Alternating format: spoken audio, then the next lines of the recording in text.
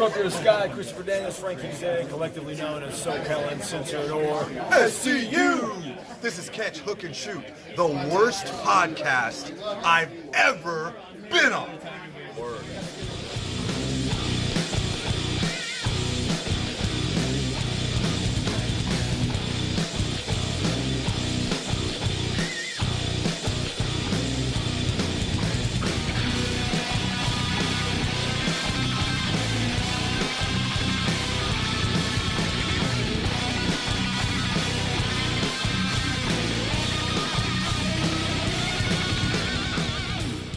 What's going on, everybody? Welcome to Catch, Hook, and Shoot, the best podcast you never heard of. My name's Tom. I am your host. I want to thank everybody for watching, listening, and subscribing on YouTube, Podbean, Spotify, or wherever you get your podcast from. Make sure you're following on social media on all platforms. You can find the show at Catch, Hook, Shoot. Make sure to check out our website, catchhookshoot.com. You can find all the podcasts, all the videos, the CHS shop where you can get all your merchandise, t-shirts, hats, all that kind of fun stuff. Head to prowrestlingtees.com/catchhookshoot for more t-shirts that are not on the website. And you can find all that and a whole lot more on our Linktree, which is linktree/catchhookshoot, or scan a little QR code right here in the corner, and you'll find links to pretty much everything having to do with the show. And if you ever want to shoot me an email, it's catchhookshoot@gmail.com. So, a lot of stuff to talk about this week, so let's dive right in with our lead story. Alright, so if you can't guess already, the lead story this week, WWE releasing 18 superstars right after their third quarter investors call. I'm going to run down this list real quick. Some of these names very, very surprising. Ember Moon, Keith Lee, Karrion Kross, Mia Yim, Gran Metalik, Nia Jax, Lince Dorado, Jeet Rama, who just had his debut match on NXT this week, Katrina Cortez, Trey Baxter, also known as Blake Christian on the independent scene, Zeta Ramir, Jesse Kamea, B-Fab from Hit Row, who just got called up to Smackdown, Oni Lorcan, who's been with NXT forever, released, Frankie Monet, better known as Taya Valkyrie, barely has been on TV. It's insane to me. Eva Marie, which I don't think is a big surprise to a lot of people, and Scarlett Bordeaux, who hasn't been on TV since Karrion Kross got called up to Raw. I mean, I don't get it. Some of these names are shocking, honestly. Like Nia Jax been around, in WWE for a long time. But Karrion Kross, like I said, just recently called up to Raw. But, the new gimmick that they gave him with the helmet and the kind of Centurion gladiator type thing, it wasn't working. There was nothing about Karrion Kross that needed to be fixed. But they constantly have to try to give somebody a gimmick or something like that. I mean, Kross and Scarlett in NXT worked. They didn't even give them a chance to carry over the same character to Raw. They got rid of Scarlett completely, which hurt Kross because she just enhanced his character. And they saddled him with this goofy gimmick, and that's my opinion. I'm sure there's some people out there that liked it, and that's fine. But, I don't get it. Keith Lee, just recently rechristened Bearcat Lee. I mean, I was okay with the nickname Bearcat. I thought it was all right. But again, didn't need to be fixed. Mia Yim, who didn't even get an opportunity as herself, on the main roster, because she was part of Retribution, and then once they split up, that was it. She was not seen again, and now she's gone. But yeah, Ember Moon, very surprising to me. I mean, she honestly, in my opinion, one of the best on the women's roster as far as in-ring goes. Very, very exciting to watch and everything. Trey Baxter, Blake Christian, he a fantastic in-ring performer.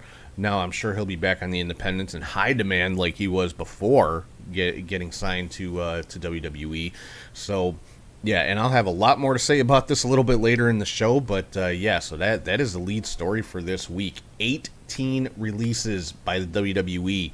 I mean, it's insane the number of releases that we have seen from WWE just in 2021. Forget even going back to 2020 during the height of the pandemic. I mean, and the fact that they still have an overinflated roster is ridiculous. So yeah, 18 people released by WWE this week. So let's get into a little bit more upbeat news with our next segment, and that's the match of the week. The match of the week this week is just a classic Impact Knockouts match. Mickie James defending the Impact Knockouts World title against Madison Rayne. And I honestly don't think it's possible for these two women to have a bad match, especially against each other. You know, two of the building blocks, if you will, of the Knockouts division. And, this week was no exception. They put on a fantastic match on Impact. It was for the Knockouts title. Mickie James did retain. But like I say every week in this segment, if you haven't seen this match, if you're only going to watch one match this week, make it this one, because these are two of the best women's wrestlers on the planet right now. I mean, they're both, bona fide Hall of Famers, and yeah, they put on a fantastic match. I'm not sure what else there is to say about it. So yeah, match of the week this week: Mickie James versus Madison Rayne for the Impact Knockouts World title. So next up, I've got my top 3 highlights of the week, and that's called the 3 count. First up on the 3 count, CM Punk and Eddie Kingston. The segment that they had on Rampage this week was insane, to put it mildly. And, of course, it led to a match that's going to be coming up at Full Gear next week. I'll get into the whole rundown of that here in a little bit. But, yeah, just... two of the best promos in the game, honestly, CM Punk and Kingston. You're not going to find too many better people on that microphone. And, they got very personal in their back and forth. And, of course, it, came down to a pull-apart brawl. And, yeah, definitely piqued my interest to see this match coming up next week. So I can't wait for that one. Number 2 on the 3 count, just a very, very brief segment from NXT. We had Tommaso Ciampa in the ring with Carmelo Hayes kind of going back and forth about which title's the more important one. And, the NXT title held by Ciampa, the North American title held by Carmelo. And but as Ciampa was leaving, Johnny Gargano made his way down to the ring because he and Dexter Lumis had a match. Yeah, we saw a little bit of a confrontation, acknowledgement, stare down, whatever you want to call it, between the former members of DIY, Gargano and Ciampa. So very, very interesting. I'm wondering if that's gonna lead to something, or if that's just kind of a little a one-off type thing. I'm hoping it'll lead to something, because Ciampa and Gargano, whether they are opponents or whether they are partners, the two best in NXT right now, bar none.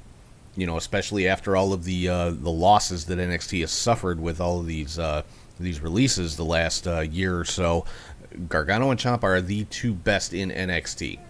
Number 3 on the 3 count, the Bullet Club in Impact. Hikuleo, ELP, El Phantasmo, and Chris Bay just kind of decimating FinJuice and the Good Brothers. FinJuice and the Good Brothers were having a match, and the Bullet Club came down and just beat the crap out of all 4 of them, honestly. And this, of course, leads to a match next week between FinJuice and the Bullet Club, and the winner of that gets a tag team title match against the Good Brothers. So should be an interesting couple of weeks coming up for Impact. So let's get into some some of the goings on from around the world of pro wrestling this past week, starting off with some WWE stuff besides the releases. Saw a little bit of a confrontation between Liv Morgan and Becky Lynch on Raw. This was after Becky had successfully defended her title against Bianca Belair. And weren't any words exchanged or anything, just a little bit of a stare down. So it looks like Liv Morgan is going to be getting into the title picture, which I'm definitely in favor of. So hopefully, we're going to see a program between Liv and Becky. I would definitely be here for that one. And Big E had a match against Kevin Owens, and of course Seth Rollins, had to not necessarily get involved, but create some distraction and things like that. And it appeared at one point that Kevin Owens was kind of taking advantage of that. Big E still won the match. KO apologized, said he didn't see Rollins' involvement in the match. Big E didn't exactly believe him, though, and hit KO with the big ending. So a little bit of a heel move by Big E. I'm wondering if this could be the beginning of a heel turn for Big E. We'll have to wait and see. Now, of course, with Survivor Series coming up, we are going to be seeing Big E and Roman Reigns, and I'll touch on that a little more in a second here. But yeah, so I'm wondering, where, are we seeing a heel turn from Big E is basically the point of what I'm saying. But as I mentioned, Survivor Series, we already know we're going to see Big E versus Roman because it's always Raw versus SmackDown. On SmackDown this week, we saw the Bloodline just completely destroy the New Day. And this came after Xavier Woods got a victory over Jimmy Uso, and the stipulation was if Woods won the match, then Jimmy Uso had to bend the knee, as they say, meaning he had to kneel down and bow down to King Woods. And just as he was about to do that, Roman Reigns hit the ring, and they just, like I said, decimated the New Day. And Roman made a comment, wait till next week or something like that. So, yeah, this is definitely gonna be turned up, I would assume, next week on SmackDown. So, could we see Big E show up as some backup for his New Day brethren, and obviously start building towards that Survivor Series match between Big E and Roman? So we'll have to wait and see. And talking about the Survivor Series, WWE announced on their Twitter page today, or on Saturday, as I'm recording this, the men's and women's Survivor Series teams for the 5-on-5 matchups that are going to take place for on the men's side. For Raw, we're going to have Seth Rollins, Finn Balor, Kevin Owens, and Rey and Dominic Mysterio. So pretty good team for Raw, and they're going to be facing off from SmackDown with Drew McIntyre, Jeff Hardy, Xavier Woods, Sami Zayn, and Baron Corbin, or Happy Corbin, as it were. So yeah, pretty good. Looks like a pretty good 5-on-5. There's definitely going to be some dissension on both sides there, within those teams. So that definitely should make it a little more interesting. And on the women's side for Raw, we've got Bianca Belair, Rhea Ripley, Liv Morgan, Carmella, and Zelina Vega taking on from SmackDown Sasha Banks, Shayna Baszler, Shotzi, Natalya, and Aaliyah, the newest addition to the SmackDown Women's Division. Aaliyah just getting called up from NXT. So again, some interesting matchups here, and like I said, we're definitely going to see some dissension within those teams. Moving on to some AEW stuff. Got some unfortunate news this week. Jon Moxley has entered a rehab program for some issues I guess he's been having with alcohol and substances and that kind of thing. But good on him for recognizing that there was a problem and taking the steps to fix that problem. Not everybody can do that. Not everybody is willing to acknowledge that they have an issue, and even if they are, not everybody, and it shouldn't be this way, but a lot of people are ashamed or afraid to ask for help with this kind of thing. And it like I said, it shouldn't be that way. It's not a sign of weakness to ask for help. It's one of the scariest and bravest things that a person can do. So good on Jon Moxley. I hope he is successful and comes back, at 1,000%. And can't wait to see Mox back in an AEW ring. And he now, obviously, by going into rehab, he was taken out of the World Title Eliminator Tournament. He was replaced by Miro, who took on Orange Cassidy in the semifinals of that tournament, and Miro was victorious. So Yeah, we've got, let's see, Miro advanced in the tournament, so he's going to be facing Bryan Danielson in the finals of that tournament at Full Gear. And Jamie Hayter and Red Velvet also advanced in the women's TBS championship tournament. And then we also saw the return of Jungle Boy and Christian Cage on AEW Dynamite, and along with Luchasaurus, they went on the attack against the Super Click. So that's definitely building to a match actually that was announced this week. Falls Count Anywhere, the Super Click versus Jurassic Express and Christian Cage going on at Full Gear. So let's run down the Full Gear card right now. Like I just talked about, Christian and Jurassic Express taking on the Super Click in a Falls Count Anywhere match. CM Punk versus Eddie Kingston, that is the early contender for match of the week. I cannot wait to see Punk and Kingston. Then we've got Darby Allin going against MJF. That's another strong contender for match of the week. Honestly, I can't wait to see that one either. This card is stacked. We've got the Lucha Brothers taking on FTR for the AEW World Tag Team Championships. Now, FTR already defeated the Lucha Brothers for the AAA Tag Team titles, so now this time it's for the AEW titles. Then we've got a 10-man street fight.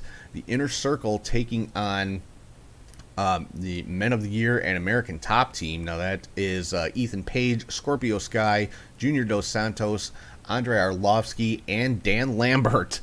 So I'm pretty sure we're going to see Lambert get the crap beat out of him by the Inner Circle at some point during this match, because that's what everybody wants to see in this one. Then we've got Bryan Danielson taking on Miro in the finals of the World Title Eliminator Tournament. And we've also got Britt Baker defending the AEW World Women's Championship against Ty Conti. And for the AEW World Championship, Kenny Omega taking on Hangman Page. And I think it is finally Hangman's time. I'm picking Hangman Page to win this one. I picked him to be the first AEW World Champion, and it didn't happen.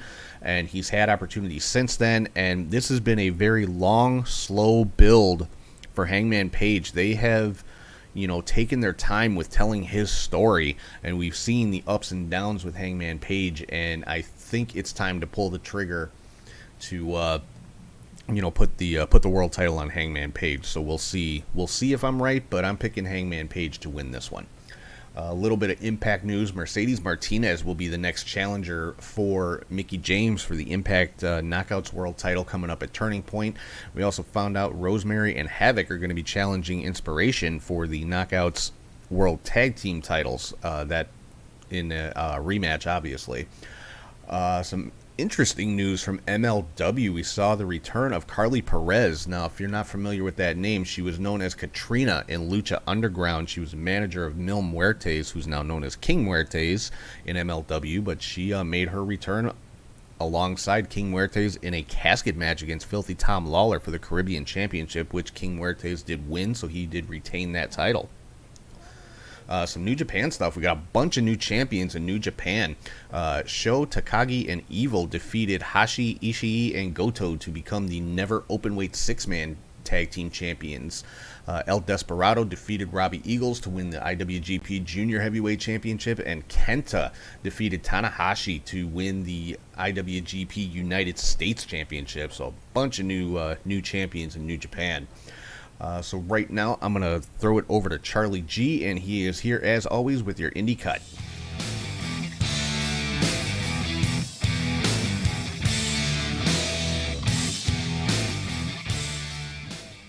Thank you, Tom, and hey to wrestling friends. I'm Charlie G with your Indie Cut. We begin with Saturday, October 30th. Tokyo Pro, let's take Bravely. Naoka Kuda defeated Moko Miyamoto. Hyper Masao defeated, and Mihiro Kiru defeated Ushu Endo and Suzumi. Nodoka Tenma teamed with Shoka Nakajima to defeat Pam Harajuku and Yuki Kamifuku. Riku, Tatsumi, and Yuki Arai defeated Bruno Neko, Marika Kobashi, and Yuki Aino. And in the main event, it was Maki Ito and Miyu Yamashita. They took on Miyu Watanabe and Oh, my fault. It was Maki Ito, Mio Yamashita, and Mio Watanabe against Mizuki, Yuka Sakazaki, and Hikari Noa. They went to a 20-minute draw. The funny thing about this match was Mio Yamashita didn't have her full gear, so she was in this pink shorts, and they all picked on her at the end of the show. So check that out if you can. Head to Stardom, Goddesses of Stardom Tag League Day 2. In Tag League action, we had Azumi and Momo Watanabe, now with 3 points, defeating Lady C and Waka Tsukiyama. Saya Kamatani and Utami Hayashita, now with 2 points, defeating Hanan and Rina. Ruaka and Starlight Kid with 3 points, defeating Mina Sirikawa and Tam Nakano. Himeka and Natsupoi with 2 points, defeated Fuki Gendeth and Saki Kashima, who also have 2 points. And the main event was Mayu Iwatani and Rin Katakura. They have now 2 points, defeating Maika and Suri, who had 2 points. To now, Demolition Stage 2021 in Fukuoka for the GHC Heavyweight title. Champion Kazuhiko Nakajima defeated Masato Tanaka in 35 minutes, so that was a pretty good match there. Head back to the States and Southern Illinois Championship Wrestling from Belleville, Illinois. Jerry Lawler, back in action, defeated Kowalski. The Rock and Roll Express of Ricky Morton and Robin Gibson defeated Mahler McDarby and Sean Santel. And in a no DQ match, it was Attila Khan defeating Haku. So, throwback wrestling at its best.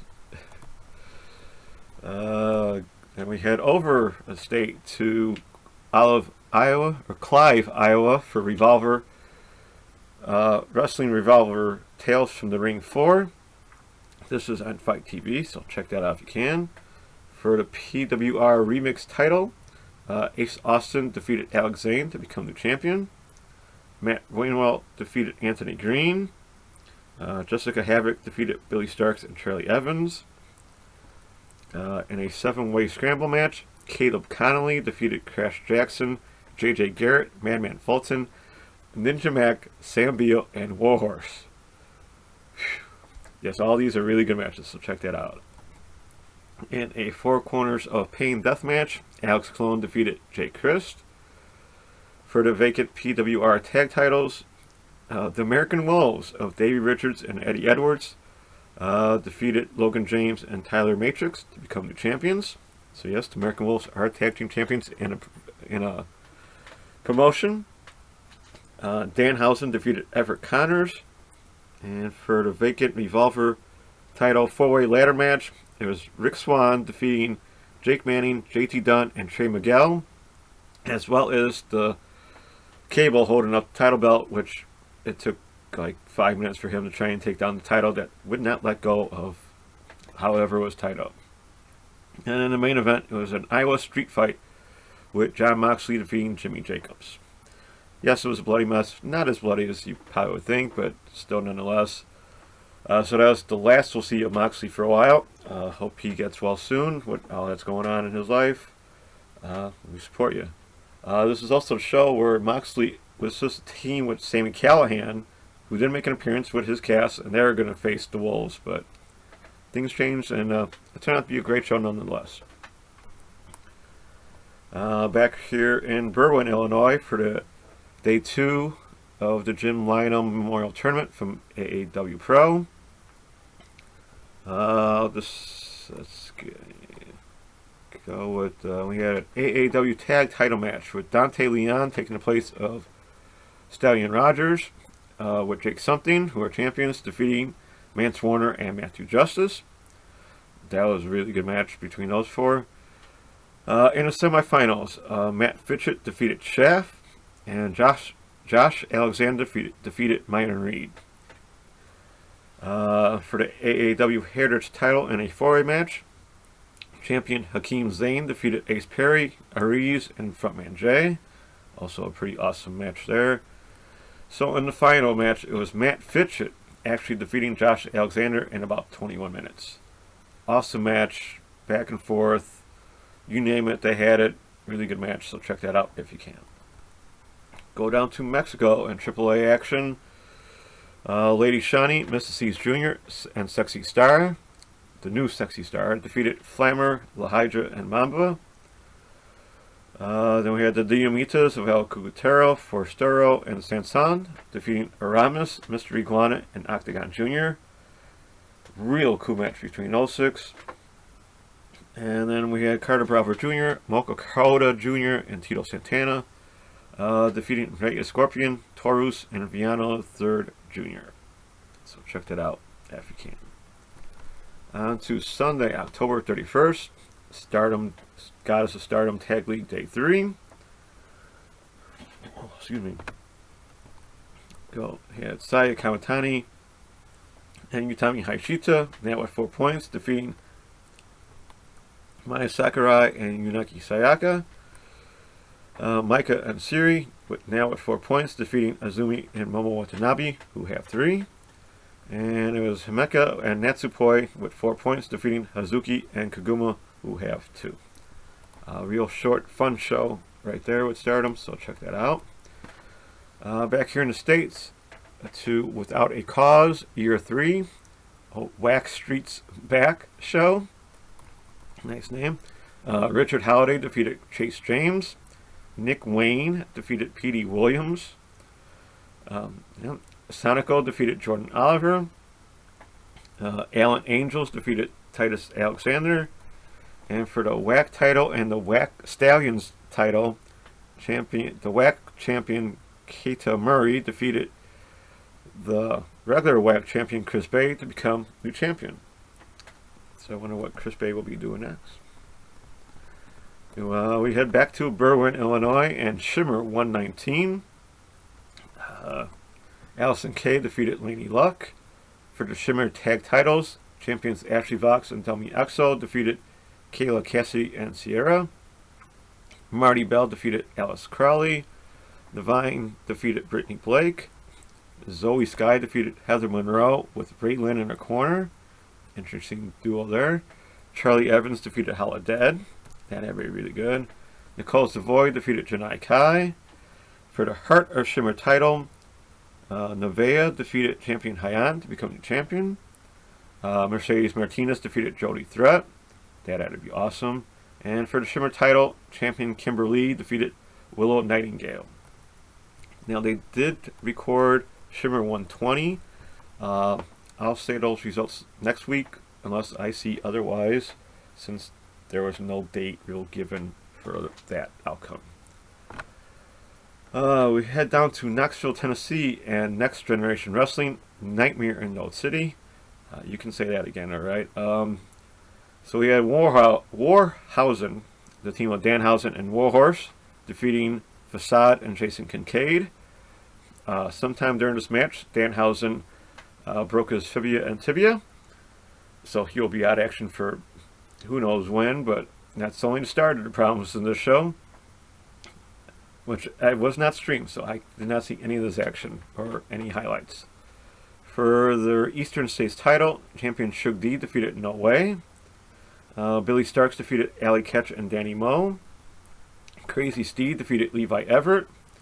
For the Freelance Underground Heavyweight title in a four-way match, champion Calvin Tankman defeated Alex Taylor, Caden Sade, and Shane Andrews.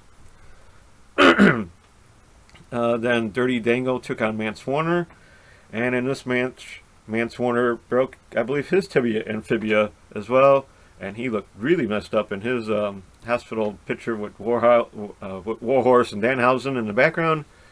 So all the best to them. Hope they heal up sooner rather than later. And then for the main event, for the main title, Matt Cross defeated champion Rick Swan, Trey Lamar, and Alex Zane. Oh, that had to be awesome main event. Those four? Holy cow.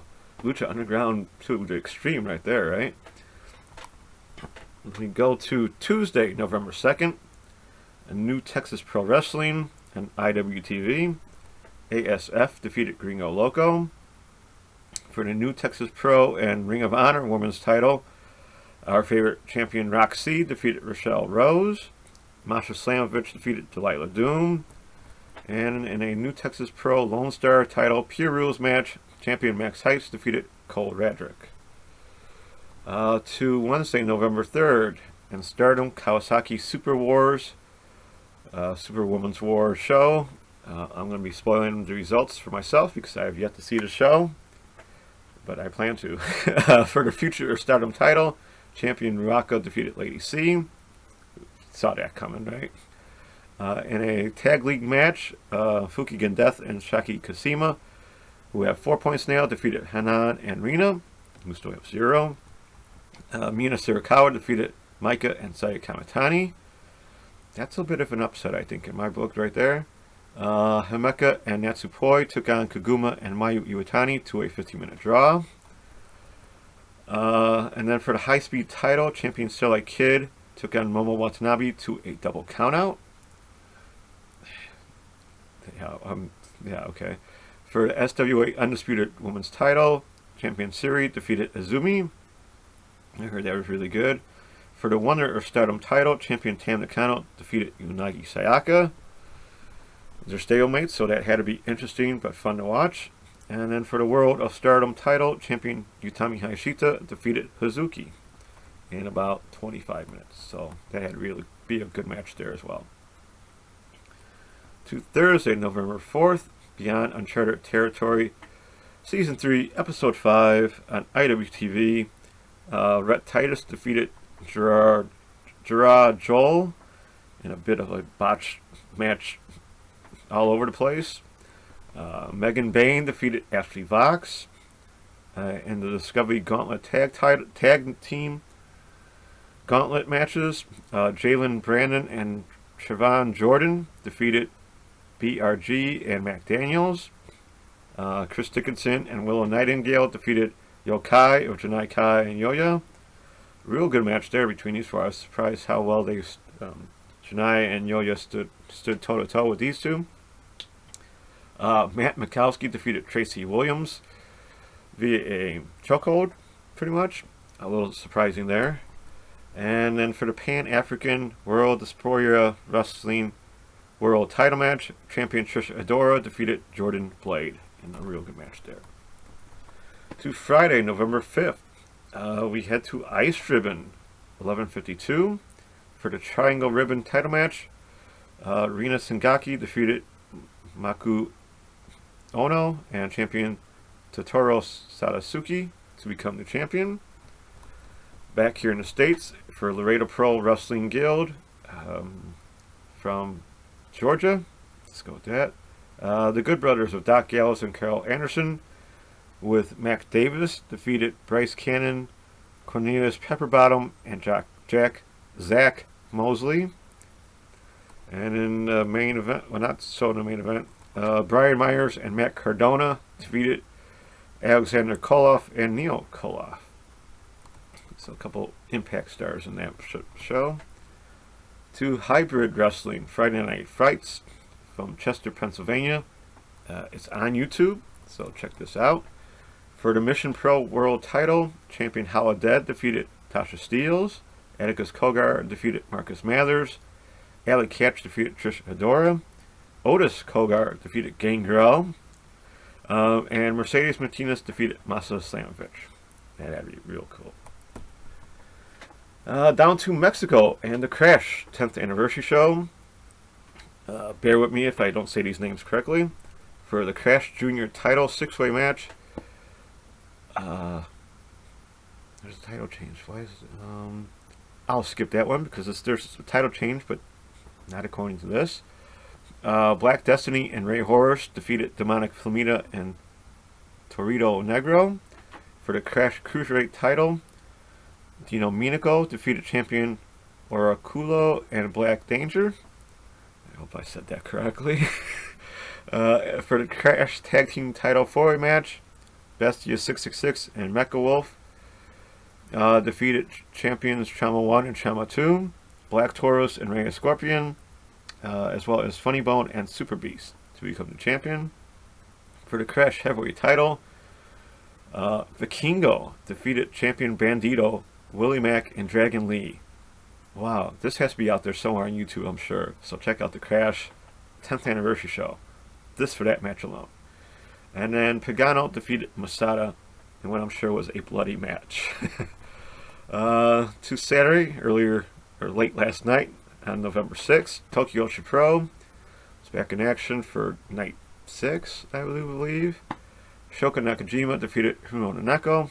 Rika Tatsumi defeated Mihiru Kiru in Udoka Tenma. Hyper Marcel and Naoka Kuda defeated Raku and Yuku Kamifuku. Maki Ito and Miya Yamashita, with her full gear, defeated Marika Kobashi and Moko Miyamoto. Mizuki and Yuko Sakazaki defeated Tam Hirajuku and Yuki Aino. And Miyu Watanabe and Suzumi defeated Rushu Endo and Hikari Noah. A fun show.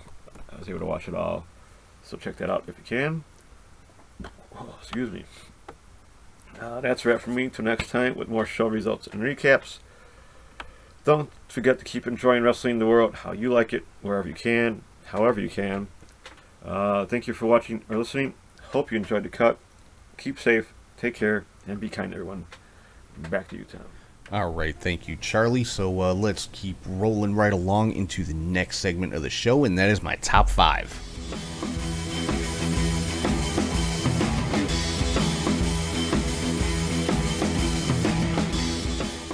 Right, so first up on the top 5 this week, Mickie James. Talked about her in the match of the week. She was victorious and retained the Impact Knockouts Championship. Number 2 on the top 5, Big E got the victory over Kevin Owens, and like I said, had that little bit of a flash of some heel tendencies. Like I said, I'm curious to see where that's gonna go. Next, we got CM Punk and Eddie Kingston. Both that segment from Rampage was just outstanding from those two guys. I know it wasn't a match, but I'm still putting them in the top 5 because, hey, it's my rankings, my rules. And last but not least on the top 5, Christian Cage, like I said, making his return after a little bit of a stint in Impact as their world champion. Came back and took out Adam Cole with a concerto during that brawl between Jurassic Express and the Super Click. So, yeah, top 5 this week. Mickie James, Big E, CM Punk, Eddie Kingston, and Christian Cage. So, next up on the show, I get to play a little bit of armchair promoter here, and that's called the Fantasy Booker.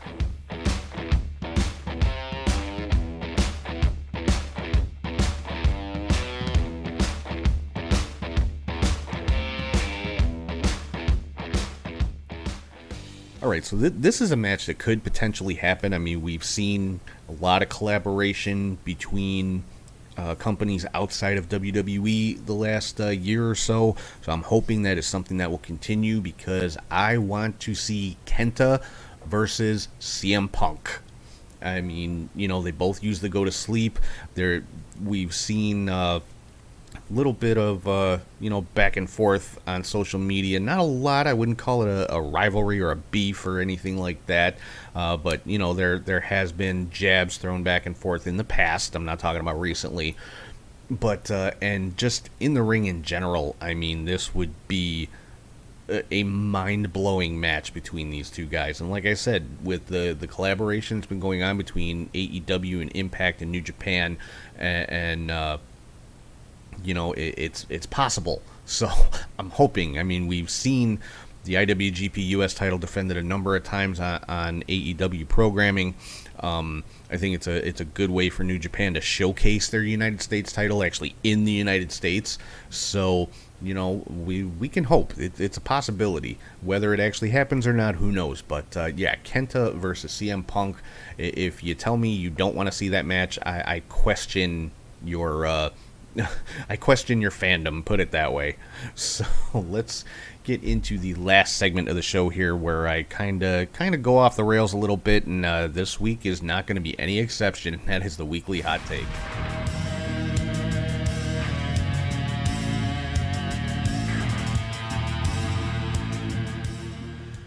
All right, so I talked about all the releases from WWE this week, and as always, they're citing budget cuts, and I'm sorry, WWE's making more money than they ever have. They just did another Saudi show that they get like $10 million a pop for, or some ridiculous number like that, and they're talking about budget cuts. Like, I'm sorry, that's the lamest reason they could possibly give. I mean, they don't have to give a reason at all, honestly, to terminate somebody's contract, because, you know, they're independent contractors and WWE can terminate the contract whenever they want to. But it's ridiculous. It's insulting. First and foremost, it's insulting to the people that are getting released, people that are losing their jobs. Oh, budget cuts. We're making more money than we ever have ever, but we need to trim the budget. Fuck you. That's my response to that if I'm on the receiving end of that call. But that's just me. But, you know, but then the same day they turn around and hire a new CFO at a salary of $850,000 a year with a $1 million signing bonus and $5 million worth of stock. Now, granted, there are conditions attached to all of that. You can find it all, you know, online. It's public information because WWE is a public company. They have to disclose all of this. But, yeah, we're going to fire 18 people, but then we're going to hire one whose salary exceeds probably all 18 of those combined. But we have to trim our budget. I'm sorry, it's ridiculous, and it's a flat-out lie. It's a flat-out lie from the WWE. Although I have to say I did love the jab made at John Laurinaitis by the Acclaimed during AEW when they told Bryan Danielson that they end careers faster than his father-in-law, who happens to be John Laurinaitis. So, yeah, I thought that was a fun little jab. It definitely popped the crowd and the announcers. Taz loved it, but yeah, it's just it's lame, it's ridiculous, and it's just flat out untrue. If they're saying budget cuts, you know, just say we can't use you. We have no room for you. We have no plans for you, and we don't want to pay you for doing nothing. That's at least honest. And I can somewhat respect that, although I still think it's stupid that they sign this many people anyway. And now the word going around the rumor mill is NXT is going to be releasing wrestlers every 6 months if they don't improve, whatever that means. I mean, what improvement are you looking for? Are you talking in-ring? Are you talking getting over with the fans? Are you talking on the microphone? I mean, I guess it's subjective. It depends on the individual wrestler as far as what they need to improve or what WWE thinks they need to improve. But, you know, even that, as a reason for letting someone go is more believable and respectable than budget cuts.